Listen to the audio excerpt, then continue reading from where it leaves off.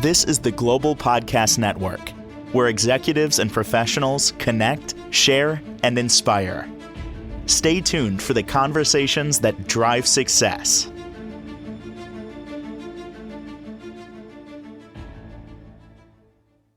And welcome back, everyone. Challenging times we live in. No surprise about that. Many of us who own businesses, wondering what's ahead. We'd love to scale up. We'd love to grow our businesses. Not really sure how to do that. We tried maybe some different tactics, and maybe that hasn't gotten the job done. Imagine if you could scale your business, say 30% in 3 months. Would that sound attractive? In my mind, I'm a small business owner. I'm rolling the numbers on that, the 30%. I'd like to do that. How do you do that? Usually not alone. That's with the help of somebody like a business coach. And I've got somebody today that has decades of experience, runs deep, especially when it comes to discipline. And I truly believe that a lot of us need that and accountability to move our lives forward. In comes the gentleman behind Savage Mountain Business Coaching. That is Ken Preston, joining us on the program today. How are you doing? Good, Steve. I'm doing very well, and thank you for the opportunity to be here on the show with you. I'm here to learn, like all of us. I appreciate you being here. What are you hearing from business owners, small and large, right now? What are they thinking? What are they dealing with? Is there concern about current climate in the world, if you will? Yeah, I think there's always a lot of concern, and the challenge now is technology is advancing so quickly. Particularly with artificial intelligence coming on board, and I think that a lot of small businesses right now are see themselves falling behind. They've kind of plateaued, and they're really looking for ways now to not only maintain the momentum that they had, but to scale and move forward to something bigger. Thank you for bringing up the technology. I heard this term last night, and it almost like it slapped me in the face. So I work in the marketing world, have a marketing company, and I look at proposals, things that come by me. And the term now is work slop, where somebody will generate something in AI and don't really fine tune it, and it's a bunch of extra garbage, just slop, just like a garbage can overflowing. So while there's a place for technology, there's got to be a place for the rest of us to make sure that it's implemented the right way. Am I hearing that right, that you could help somebody scale their business by like 30% in 90 days? Yes, absolutely. And the thing is, I mean, you mentioned slop, and the thing with artificial intelligence and some of the stuff that you're seeing out there, the key to improving and growing your business is getting attention.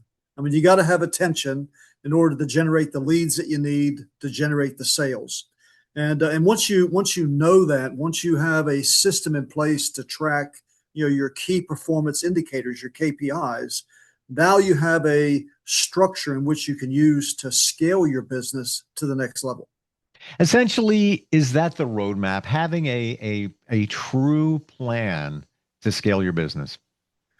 Absolutely. You got to have a long-term plan, what your long-term goals are, so that you yourself as an individual, a business owner, as well as the entire team are focused on the long-term goal.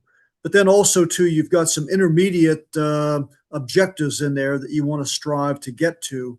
And that's really what pushes the organization to move forward. You have, or you work with a 7-step business model. Can you tell us about that? Absolutely. So I am a product of Grant Cardone and the Cardone University and the 10X Business Plan, and I teach and I coach on the 7-step. It's a proven 7-step business model. What's so unique about that? What it does is it really shows the evolution of a life of a business. From one starting with an idea. To getting attention, and then really working your way through the marketing pieces to get attention, to gain leads, and then it goes through the sales process to sell your product, and of course you continue all the way through to the follow-up process into sales, and then scale, and obviously that's where everybody out there that has a successful operating business right now, they get to the scale part, and that's where they plateau. And that's really where I like to come in and then help them take it to the next level and put that extra 30% of revenue on the bottom line in 90 days. When we say plateau, is that also another way of saying stuck? I'm stuck. I'm not moving forward. I feel stuck. Absolutely. You kind of hit that spot where, I've kind of, plateaued. I'm stuck in a certain point. So now how do I get to the next level? How do I continue to grow the business? And obviously that's where people want to get to where, it's growing and it's evolving and looking for other opportunities for revenue to hit the bottom line. You know what I see here? A visual of a car going up a mountain. That's your business, and you're on your way up, and you haven't hit the top. You got stuck. Unfortunately, when you're stuck, what invariably happens many times, in a car in that situation going uphill, you start sliding back down again. So you may Absolutely. be losing revenue, losing clients because you're not, focused on forging forward with, let's say, a 7-step process. And dare I say, discipline comes into play there. Your background includes a lot of that. Can you please share? Sure. I was just, and I call myself just the average American kid growing up in a very small urban area, way out in the mountains of Western Maryland, and out in the Appalachians. So I'm out. Really, it's the Continental Divide for the Eastern Coast. But graduating from high school, I was the oldest of four, and made a decision that I was going to go in the Army, do 4 years, get the Montgomery GI Bill, get out, go to college, and become an architect. But ended up falling in love with not necessarily the Army, but really the people in the Army. And it was the people, it was the positive attitude that kept me going on. And so 36 years later, I retired from the Army, and so now I'm out in the business world, and really taking the experiences that I gained from the military and passing it on to others. You run deep, obviously, with almost 4 decades, but you were a tank gunnery instructor and master gunner. You work with the British Army. I find that fascinating. And here you are teaching them gunnery techniques. First of all, even before I get to the next question, how did you wind up working with the British Army? Yeah, great question. So, my first duty assignment when I first went in the Army was with the 1st Cavalry Division at Fort Hood, Texas. 2.5 years later, I was given a choice: reenlist, or I had an assignment to go to Germany. So, so for my wife and I, there was 3 steps in there that we made a decision why we were going to stay in for another 3 years. So when I returned from Germany after 3 years, I was assigned as a gunnery instructor at Fort Knox, and Fort Knox at that time was the armor school for the U.S. Army. And so I was teaching there, and I was teaching all 3 tank weapon systems in the Army inventory at that time: M60A1, the M60A3, and the XM1 in 1981 was brand new. So I was teaching all 3 platforms, and I was interviewed for an exchange assignment. We had a Canadian and a British senior non-commissioned officer at Fort Knox that was teaching. And we reciprocated and sent instructors to Canada and England to teach at their armor schools. Wow. So so I was the 3rd American to go on that exchange. It also sounds like you have this affinity to teach, to show people. Does that resonate with you? Does that make you feel good? It's absolutely, and really what it comes down to, it's really about service. And if you would have asked me as a 18-year-old kid in high school that if I was going into the Army, I would be in some sort of a leadership position, I would say no way. I was very much an introvert. I was the quiet, shy kid that kind of sat in the back of the classroom. But what I found was in that first 2.5 years with the 1st Cavalry Division was everything that I learned on the tank and what I learned from my supervisors. I could take that information and pass it on to those new recruits that were being assigned in the unit. So I found my love of teaching brought a lot of satisfaction to me as well as helping others achieve their goals. You have an extraordinary career, not just with the Army, but coaching people to move their lives forward within their profession. What three words do you pilot by? What are after this entire journey, extraordinary, what are three of the most important words that you've learned that resonate with you, that you pilot by? Yeah, it would really be our values, and I learned early on the 7 Army values that the Army lives by. It's really about service to others, and when you give, the system will take care of you. And I found that the more you give, the more that you're taken care of in life as you move forward. And then really the third thing is one of the things that I live for is my family. And for everybody that's served in the military, I mean, you serve because of your family, your friends, and the American people. The give thing is real. And I think we forget when you help others, you feel good about it. So many of us are afraid to ask for help. I don't want to burden them. I don't want to bother them. But you're doing them a favor because that person that's helping another gets something out of it. Just feels so good. I mean, I still remember this 2 years ago in the grocery store, woman on a little scooter navigating around. She goes over to the frozen food section. She's trying to reach for something. I turn, I look, and I couldn't run fast enough to get to her because I wanted to help her. And I grabbed the, package of peas, whatever it was. And I said, "Can I help you with anything else?" She goes, "No, I'm not. Listen, I got nothing else going on. I'm happy to, walk with you. I would love to." She goes, "No, I got it, but I really appreciate it." I still remember that 2 years ago, like it happened 5 seconds ago, because it made me feel good. And in a very small way, I made a difference in her life. We forget, don't we, what giving does? Yes, absolutely. And I learned early on as a 13-year-old. I was Kenny Preston, the newspaper boy. So I was the one, 5 o'clock in the morning out there, delivering newspapers. I had 86 newspapers I delivered before school. And this is back when we had a morning and an evening paper. So I had 86 papers I delivered in the evening. But, I learned early on that going the extra step, rather than throwing the paper on the porch or throwing it into the yard, we put the paper in the screen door. So you open the screen door up, you drop it inside. And, so the customers out there that I serviced were very receptive and grateful for, that extra little step.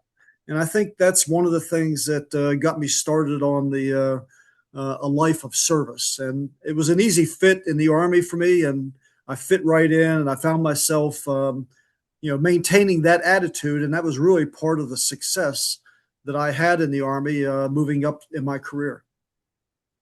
How amazing that you remember it was 86 papers because it was important. It was. Every single paper was important, right down to it's got to go in the screen door. I totally get it because it's protected by the weather. It's convenient for the person. But print is not close to what it was back in the day. But even 10 years ago, if they throw it out the window, put it in a plastic bag if you're lucky. But What? Not to ride negative, but what do you think a lot of business owners are doing wrong right now? Where if they just saw it in a different way, there would be some very positive change. I think a lot of business owners are focused on price, and it's all about the lowest price, gets the job. But I find that it's the value. People will pay regardless of the price if they see the value in the product that you're giving. And really the value comes from here. It comes from the heart.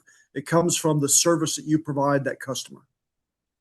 It's a very delicate balance. I got a call last week from somebody who had a little bit of a life change, and she's doing some marketing, and she saw me on a networking group, and she messaged me, said, "Hey, can I just pick your brain?" She reached out, and that was one of the things that she's struggling with, and setting the price, because her husband would say, "You're not charging enough for what you do."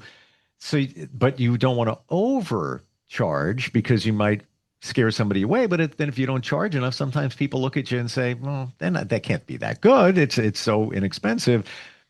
Value is of supreme importance, but also finding the price that's in the sweet spot. But I guess that's where a business coach comes in, to work with you.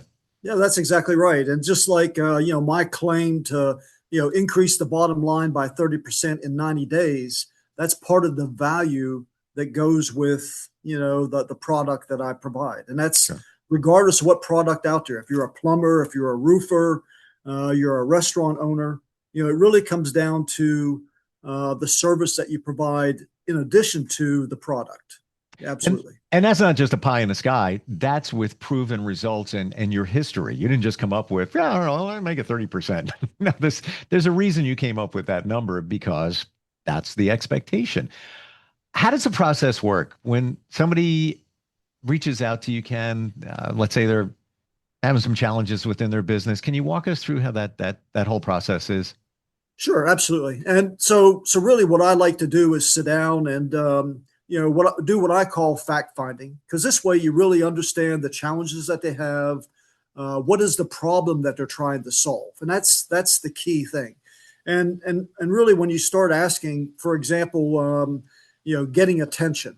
So, what are the key performance indicators that they should be tracking? How many leads are they getting every day?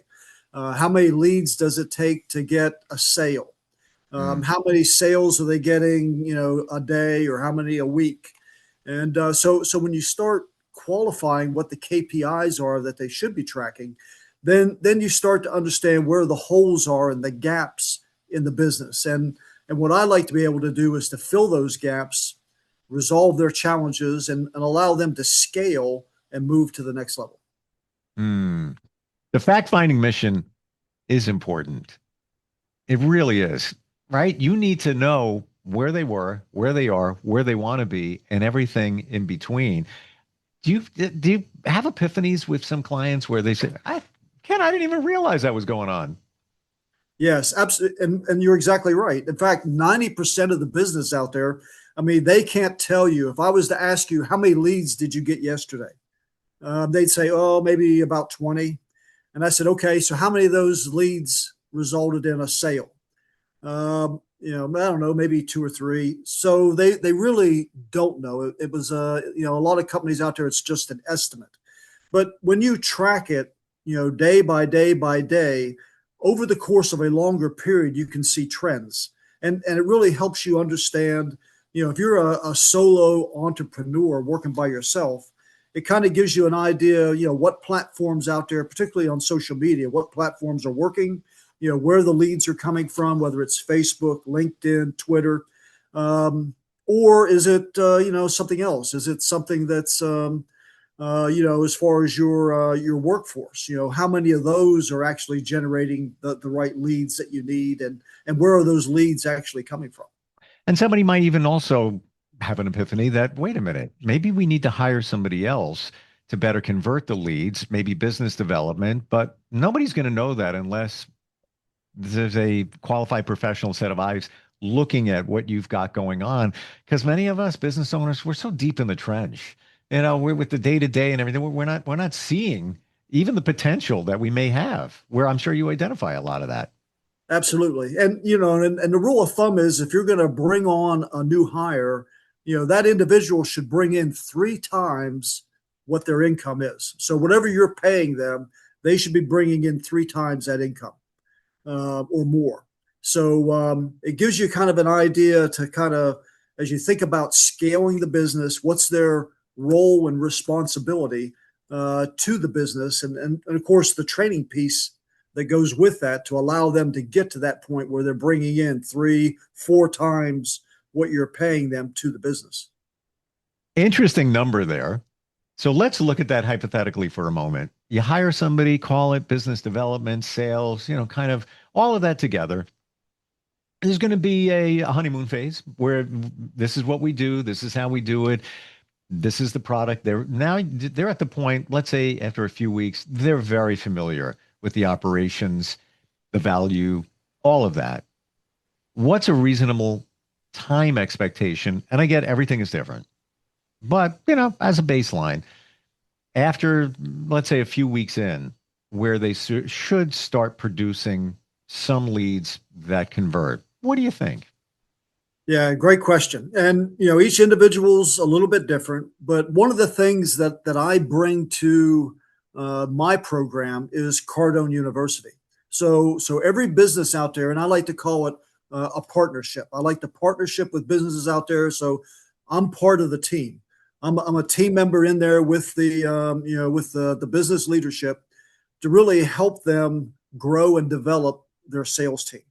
And this is the challenge. Most people, they think of a salesman as being something bad, but realistically, I mean, we sell every day. When I had to sell my wife, I had to convince her to marry me.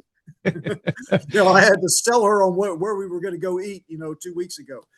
So we do sales every day.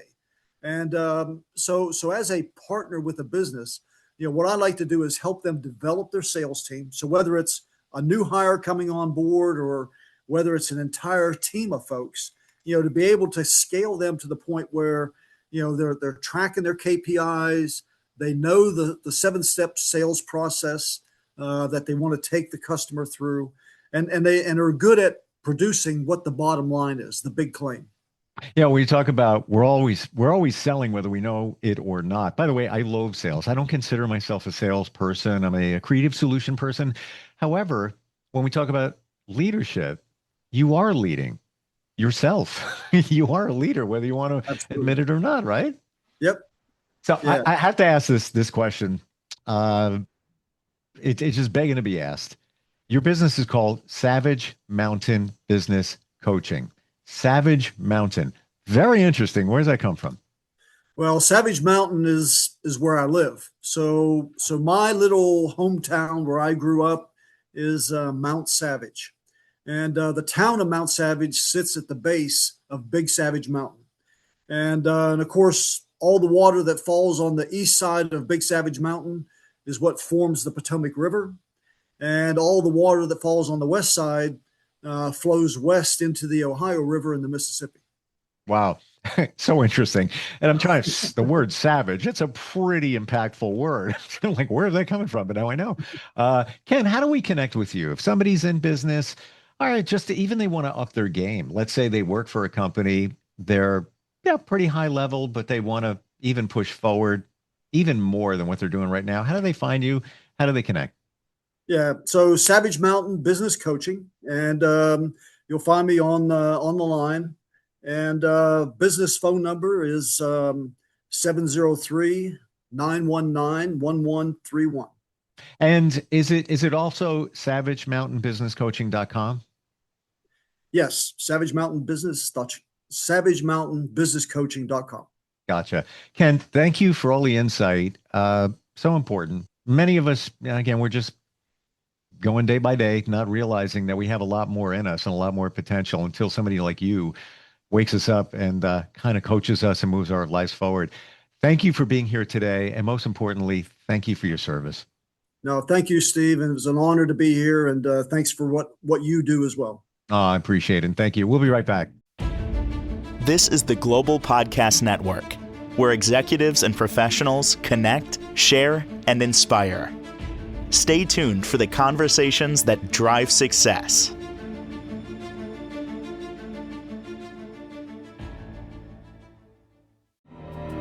For nearly 2,000 severely injured veterans, everyday life has become filled with barriers.